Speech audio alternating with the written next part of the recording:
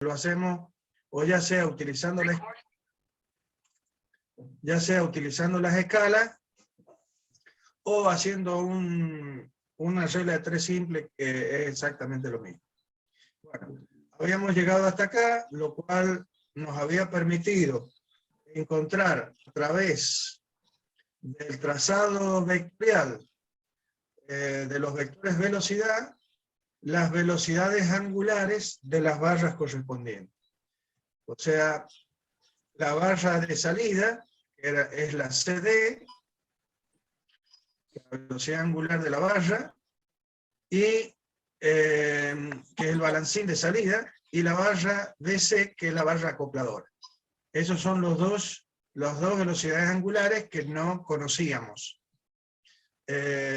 Solo conocíamos la velocidad angular de la barra de entrada, que era la barra AB. Bien, una vez que hemos calculado velocidades, nos vamos a aceleraciones, ¿sí? Entonces, con aceleraciones va a ser exactamente lo mismo en cuanto a todos los conceptos que hemos vertido la semana pasada en relación con el método utilizado, dónde colocamos el sistema auxiliar, el sistema absolutamente todo. Ya vamos a ver en otro problema, así que sigamos con aceleración. En el caso de aceleración, ¿por dónde vamos a empezar? Siempre por la barra de la cual conocemos los datos. Entonces, la barra B es la barra de entrada, por lo tanto vamos a conocer la aceleración angular de entrada, y necesitaremos conocer la aceleración angular de la barra acopladora y de la barra balancín. Además de la aceleración de los puntos B y C. Bien, eso es lo que vamos a buscar. Entonces vamos a empezar a plantear las ecuaciones de diferencia de aceleraciones desde la barra AB. Para eso dijimos, vamos a poner el sistema absoluto en el... Voy a volver atrás. Como lo habíamos puesto, el sistema absoluto en el punto A, que es un punto del bastidor, y que es el punto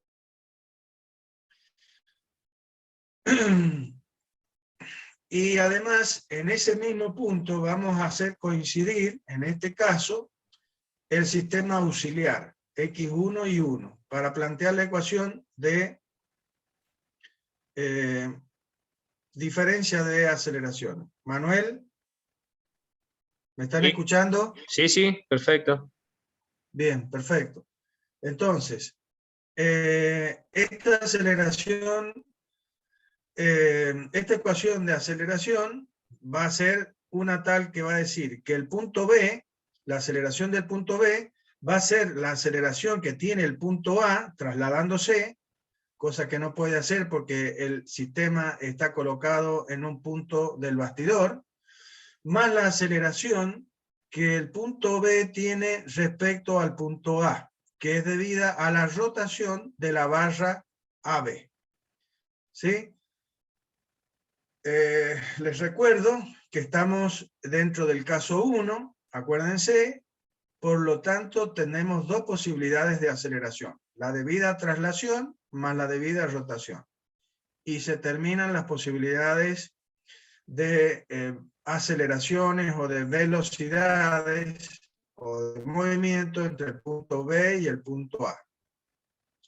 ¿Por qué? Y porque el punto A y B están sobre el mismo eslabón y es un eslabón rígido, entonces no puede haber desplazamiento entre el punto A y el punto B en la dirección del eslabón.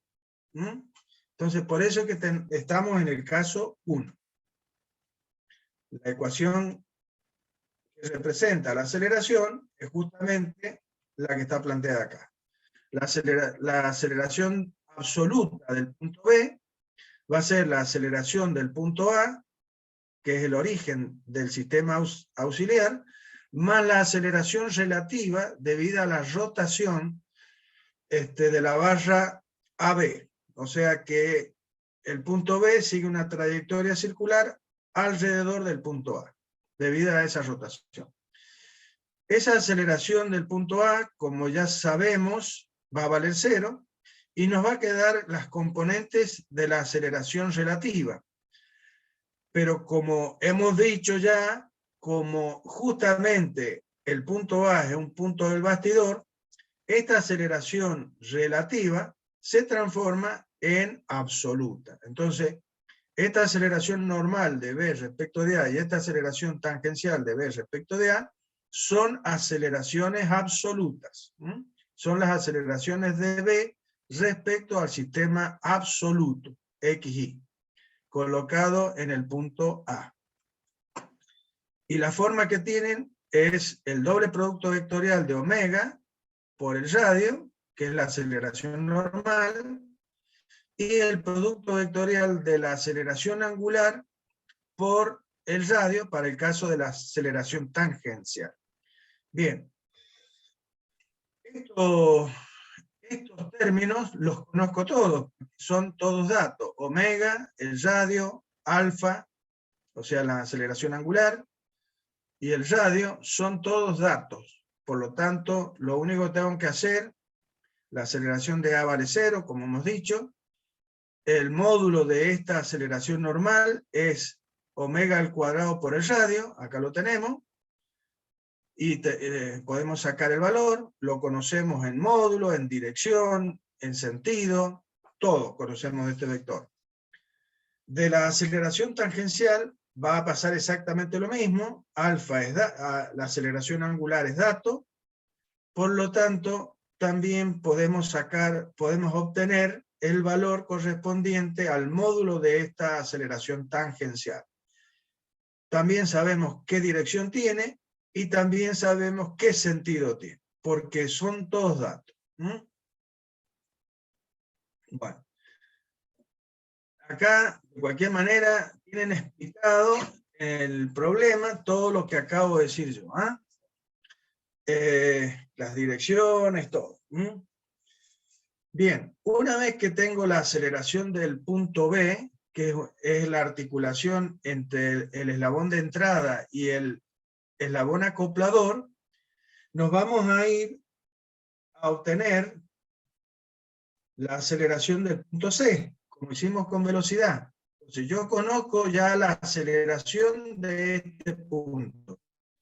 Entonces ahora voy a usar a este punto como punto de referencia para encontrar la aceleración del punto C. Entonces, fíjense que resolver un problema es básicamente ir, yo digo, caminando por el mecanismo. O sea, es un proceso de ir encontrando las aceleraciones de un punto, usar a ese mismo punto como punto de referencia para encontrar la aceleración de otro punto perteneciente a ese mecanismo.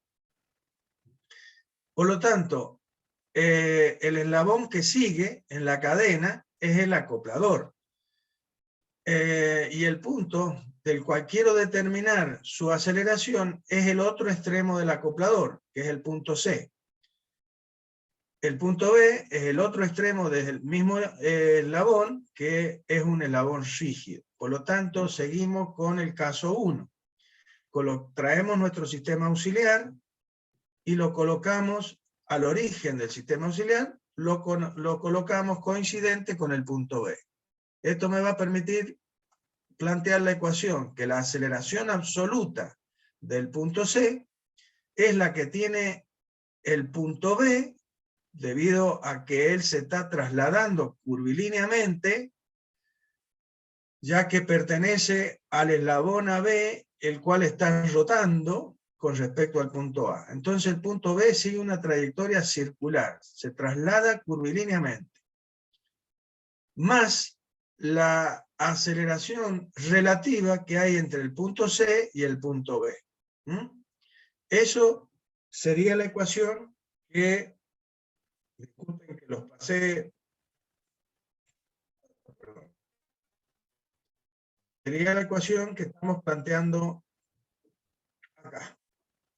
Entonces, la aceleración absoluta, o sea, la aceleración que ve una persona que está ubicada en el origen del sistema absoluto, es igual a la aceleración absoluta del punto B, que lo he tomado como referencia y es donde está puesto el sistema auxiliar, más la relativa, más la aceleración relativa, debida a rotación que tiene el punto C respecto del sistema auxiliar. O sea, respecto del origen del sistema auxiliar, que es el punto B. Bien. Esta aceleración de B, ya sabemos que está compuesta por la aceleración normal y la aceleración tangencial. Esta aceleración de B. Más la aceleración relativa de C respecto de B tendrá una componente normal y una componente tangencial. Esas componentes, como siempre, son la normal, el doble producto vectorial de omega por el radio, y la tangencial, el producto de la aceleración angular por el radio. ¿Qué sabemos? O sea, una vez que tenemos planteada esta ecuación, esto es una ecuación vectorial. ¿Sí? Y esta ecuación vectorial representa dos ecuaciones escalares, como ya les dije la semana pasada, que son las proyecciones de cada uno de estos vectores. Esta ecuación tiene tres vectores. Cada vector tiene dos componentes. ¿Por qué? Porque estamos trabajando en el plano XY. Por lo tanto, cada uno de estos vectores tiene una proyección sobre el eje X y una proyección sobre el eje Y. Esa suma de vectores, proyecciones sobre el eje X y sobre el eje Y, son las dos ecuaciones escalares que soportan dos incógnitas, nada más para poder resolver. Eso lo vamos a ver también cuando veamos el caso, la resolución en forma analítica. Bien. Entonces, veamos cuántas incógnitas hay en esta ecuación vectorial. Esta aceleración de B la conocemos completa, porque es esta normal más esta tangencial. La tenemos completa. Esta aceleración normal de C respecto de B también la conocemos completa, porque hemos calculado los omega en el paso anterior, y el radio es la geometría, la conocemos. Y esta aceleración tangencial la conocemos en dirección, porque es la tangencial, que es tangente a la trayectoria y perpendicular al radio. Por lo tanto, también perpendicular a la normal, a la aceleración normal correspondiente. Pero ¿qué pasa? No conozco la aceleración angular de la barra. Por lo tanto, no conozco el módulo, y el sentido va a surgir del trazado. Como el módulo, como el sentido. Por lo tanto, acá tengo una incógnita, que es el módulo. Y de la aceleración absoluta de C, como pasaba en velocidad, el punto C, que es el extremo del eslabón, está articulado con el eslabón de salida CD, este punto C, visto desde mi sistema absoluto, es un vector que no lo puedo, o sea, una persona que lo ve desde el punto A, no puede imaginar o no puede definir qué dirección y por supuesto qué módulo tiene este vector absoluto de C mirado desde A. El de C respecto de B, la aceleración tangencial de C respecto de B, sí la conozco en dirección, porque sé que este punto C, mirado desde B, sigue una trayectoria. Por lo tanto, la aceleración tangencial es tangente a la trayectoria y perpendicular al radio, lo que les dije recién. Entonces, de esa aceleración de C relativa, sí conozco su dirección, pero de la de C absoluta, mirada desde A, esa no conozco ni la dirección ni el módulo. Por lo tanto, esa aceleración me va a introducir dos incógnitas en la ecuación. Por lo tanto, esa ecuación de la aceleración de C absoluta de C no me va a alcanzar las dos ecuaciones planteadas para resolverla. Entonces, por eso debemos plantear una nueva ecuación de ver a C desde otro punto. Como C es también un punto que pertenece al balancín de salida, entonces voy a plantear la ecuación de C mirado desde D, que es el otro extremo del eslabón balancín, que como vemos es un punto que le pertenece al bastidor, que es el punto D.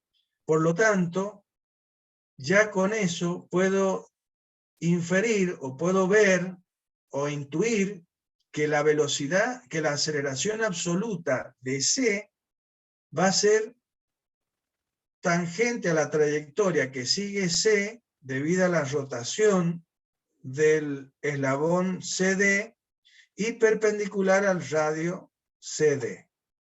Porque cuando planteemos la ecuación de la diferencia de aceleraciones, vamos a ver que la aceleración de C mirada desde D, o sea, hemos puesto nuestro sistema absoluto acá. El sistema absoluto está siempre en el bastidor, y este es un punto del bastidor.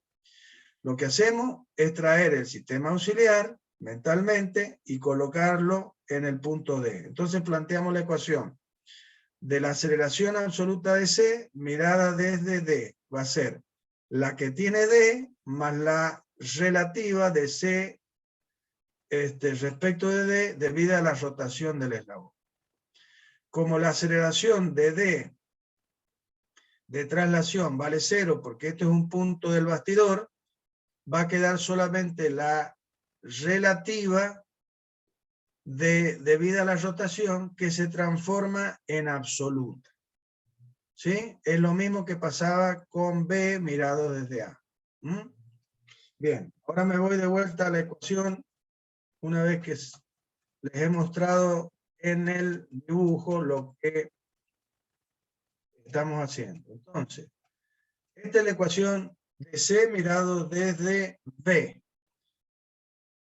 Y que esta ecuación, como les explicaba, tiene una incógnita acá, que es el módulo de este vector, más dos incógnitas acá, porque esta aceleración absoluta no la conozco ni en módulos ni en dirección. Por lo tanto, acá hay tres incógnitas. Eso me va a obligar a plantear una nueva ecuación, lo que les decía recién. Acá está todo explicado, miren, todo lo que yo les digo en este momento está escrito en el problema resuelto para que ustedes vayan paso a paso mirándolo de vuelta y teniendo toda la información de por qué hacen las cosas. Entonces, ahora planteamos la ecuación, como les adelantaba recién sobre el dibujo, planteamos nuevamente la aceleración de C mirada desde D, que es un punto del bastidor. Y esa ecuación de diferencia de aceleraciones va a ser la aceleración absoluta de C, va a ser la que tiene el punto D, igual a la aceleración que tiene el punto D, más la que tiene C respecto de D. Esto debido a traslación del punto D, que es el origen del sistema auxiliar, y esta debido a rotación, o sea, la traslación de C debido a la rotación del balancín CD. Pero como les decía, esto vale 0. Por lo tanto, como esto vale 0, porque es un punto del bastidor, esta aceleración de ser relativa se transforma en absoluta. Y queda aceleración normal de C respecto de D y tangencial de C respecto de D, que ahora son absolutas. Y que también tienen la misma forma. Doble producto de omega por el radio y alfa por el radio. O sea, aceleración angular por el radio. Esta aceleración la voy a conocer completa, porque depende de los omega, y yo en el paso anterior, o sea, en el paso de velocidades, ya determiné estos omega. Entonces, este vector de aceleración normal lo voy a conocer en módulo y en dirección. Acá está resuelto, ¿eh? Entonces, omega al cuadrado, omega de CD al cuadrado por el radio, me da un valor, que ese valor, que es el módulo, la dirección la conozco porque sabemos qué dirección tiene la aceleración normal y el sentido también. La aceleración de D vale 0, como ya sabíamos, y de la aceleración tangencial solo conozco su dirección porque siempre sé que la tangencial es tangente a la trayectoria que sigue el punto C, cuando el eslabón CD rota respecto al punto D, y por lo tanto perpendicular al radio CD. Entonces, de esto conozco dirección, pero no conozco el módulo. Bien, ¿qué vamos a hacer entonces? Y por un lado tengo la aceleración de C en función de el punto D, y por otro lado tengo la aceleración de C mirada desde B. Entonces igualamos estas dos ecuaciones. Igualamos esa ecuación a esta ecuación. El resultado es esta ecuación. Entonces, aceleración normal de C respecto de D más aceleración tangencial de C respecto de D igual a aceleración normal de B respecto de A más tangencial respecto de B respecto de A más la normal de C respecto de B más la tangencial de C respecto de B. ¿Cuántas incógnitas hay en esta ecuación vectorial que representa dos ecuaciones escalares? Dos. ¿Cuáles son esas dos? El módulo de esta aceleración tangencial y el módulo de esta aceleración tangencial. O sea, la aceleración tangencial de C respecto de D y la aceleración tangencial de C respecto de B. Esas son las incógnitas en esta ecuación. Ahí está escrito todo. Bien, de cualquier manera.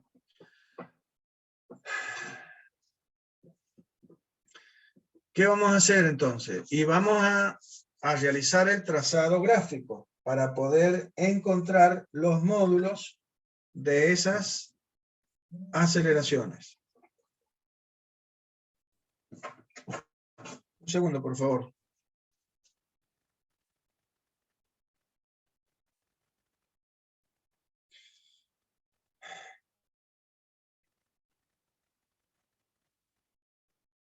Bien, entonces, como hicimos con el trazado de vectorial de velocidades, que la ecuación final era una ecuación en la cual intervenían tres vectores nada más, y eso nos dio como figura resultante, representante de esa ecuación, un triángulo.